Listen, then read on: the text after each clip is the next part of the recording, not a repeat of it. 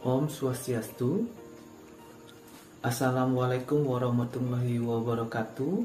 Salam sejahtera, namo buddhaya. Perkenalkan, nama Bapak Imadi Aryana.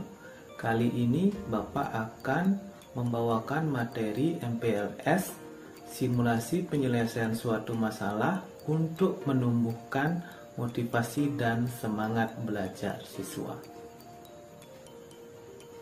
Oke, kita langsung saja pada materinya.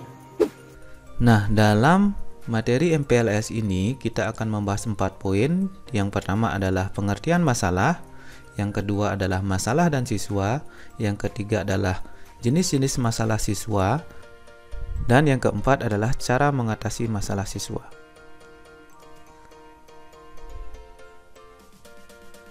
Yang pertama kita akan membahas mengenai pengertian masalah. Masalah adalah kesenjangan antara harapan dengan kenyataan, atau dapat dikatakan sebagai suatu kesenjangan yang terjadi antara kondisi ideal yang didambakan dengan kenyataan yang tengah dijalani. Masalah akan muncul bila mana keinginan suatu individu tidak mampu ia penuhi karena berbagai kondisi. Adapun ciri-ciri masalah adalah sebagai berikut. Masalah muncul karena adanya kesenjangan antara harapan dan kenyataan. Semakin besar kesenjangan, maka masalah semakin berat. Tiap kesenjangan yang terjadi dapat menimbulkan persepsi yang berbeda-beda. Masalah muncul sebagai perilaku yang tidak dihendaki oleh individu itu sendiri maupun oleh lingkungan. Masalah timbul akibat dari proses belajar yang keliru. Masalah memerlukan berbagai pertanyaan dasar yang perlu dijawab. Dan yang terakhir, masalah dapat bersifat individual maupun kelompok. Kemudian, masalah dan siswa. Setiap siswa memiliki masalah masing-masing dan memiliki cara pandang terhadap masalahnya masing-masing pula. Ada siswa yang lebih terbuka terhadap orang lain dalam mencurahkan masalahnya. Ada pula siswa yang lebih memilih untuk memendam sendiri masalahnya. Dalam proses penyelesaian masalah, siswa di sekolah dapat meminta bantuan kepada seorang guru bimbingan konseling.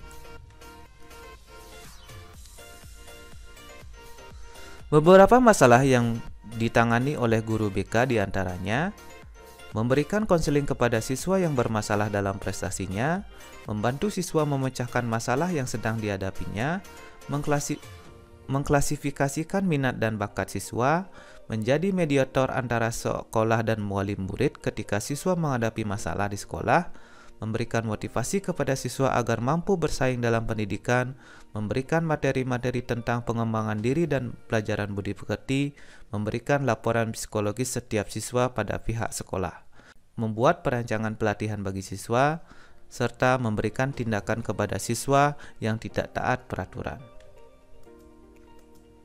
Dilihat dari individu, jenis-jenis masalah yang dihadapi siswa adalah: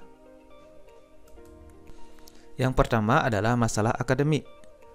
Akademik adalah pembelajaran tentang disiplin ilmu yang mencakup teknologi atau seni yang pelaksanaannya dilakukan di sekolah. Masalah akademik adalah masalah yang berkaitan dengan akademik siswa, terutama di kelas. Yang termasuk masalah-masalah akademik diantaranya motivasi belajar yang rendah, kebiasaan belajar yang buruk, menunda tugas sekolah, dan sulit membagi waktu.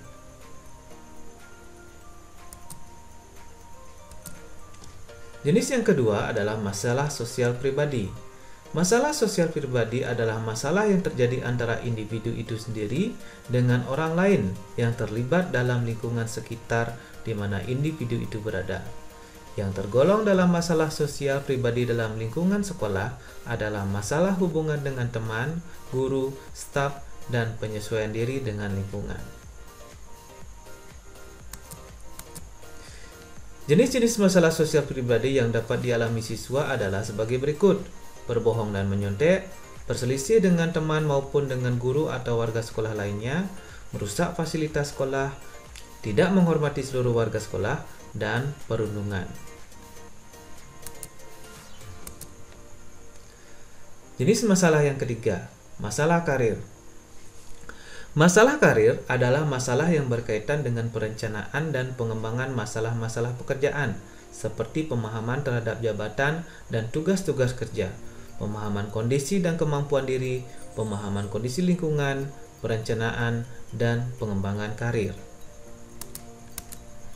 Permasalahan karir yang sering terjadi pada siswa-siswa sekolah menengah pertama adalah pemilihan sekolah lanjutannya kelak, yang akan diambil dengan opsi sekolah menengah atas ataupun sekolah menengah kejuruan.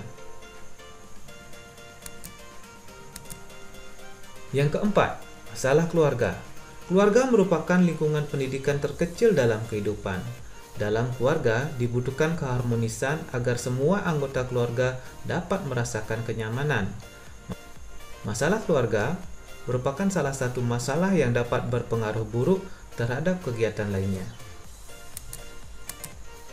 Beberapa masalah siswa yang berasal dari keluarga diantaranya adalah masalah ekonomi keluarga, masalah kesenjangan generasi, yaitu jarak usia anak dan orang tua yang terpaut jauh, masalah kesibukan pekerjaan orang tua, dan broken home.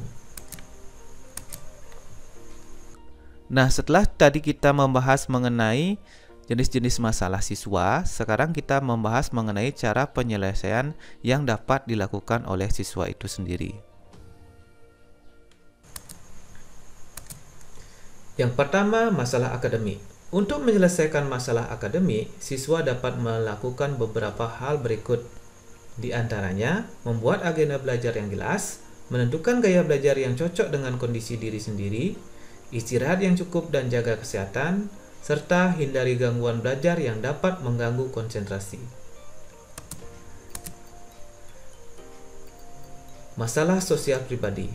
Penyelesaian masalah sosial pribadi siswa dapat dilakukan dengan bergaul dengan teman-teman yang senantiasa mengajak kepada kebaikan, bersikap baik kepada setiap orang, menjunjung tinggi keberagaman untuk menumbuhkan persatuan, menumbuhkan kesadaran menjaga fasilitas sekolah karena merupakan milik bersama. Yang ketiga, masalah karir. Guna dapat menentukan arah pendidikan berikutnya, siswa perlu melakukan hal-hal berikut. Memahami dan menerima karakteristik dan potensi diri yang menyangkut bakat, kemampuan, minat, ambisi, dan keterbatasannya. Memahami dengan jelas tentang dunia kerja yang menyangkut persyaratan, keterampilan, kondisi kerja, kompensasi peluang, dan prospek kerja. Memahami dan menyesuaikan diri dengan karakteristik pribadi dan tuntutan dunia kerja. Dan yang keempat, masalah keluarga. Beberapa masalah keluarga dapat dihadapi dengan belajar menerima kenyataan dan tetap optimis, fokus pada impian dan cita-cita, berpikir positif dan selalu bersyukur, serta cari tempat untuk berbagi.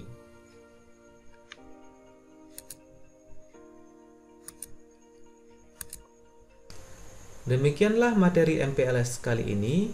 Jangan lupa tetap menerapkan protokol kesehatan yaitu 3M, memakai masker, menjaga jarak, dan mencuci tangan. Om Santi Santi Santi Santi. Waalaikumsalam warahmatullahi wabarakatuh. Salam sejahtera, namo buddhaya, salam kebajikan, sekian dan terima kasih.